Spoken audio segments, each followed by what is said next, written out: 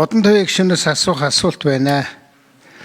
Энэ одоо цэргийн байгууллагууд дээр болоод байгаа юм чинь дарга нарт нь биш очисон хүмүүсээ зодчод байгаа үстэй.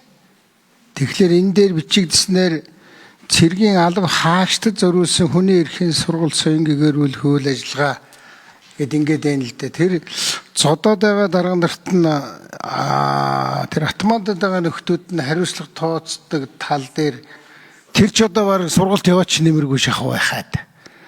Тэр очисон нөхдүүдэд яг сургуульд явуулж болох байх.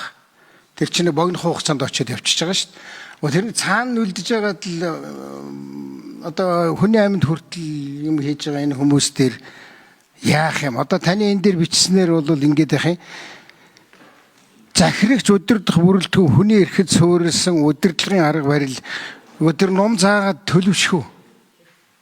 Нэг энэ дээр ямар бодолтой байна хэлээч. Би ер нь дэмжиж гэж бодож байна. Тэгэхдээ яг бай чинь та бидний хүсэж байгаа бай яг онж гэнэ үгүй байна уу? Энийг ер нь яаж шийдэх вэ? Дахиад нэг нэмэлт юм байгаа асууж болох уу? За, Одон тоёг гишүүний микрофоныг өгье. За, Алтай гишүүний асуултанд хариулъя. Ер нь энэ цэргийн алба хаагчдад гэдэг дотор алба хааж байгаа хүмүүс, удирдах бүрэлдэхүүн бүгд бол орох юм. Одоо бүх хүмүүс энэ сургалт явагдана гэсэн үг.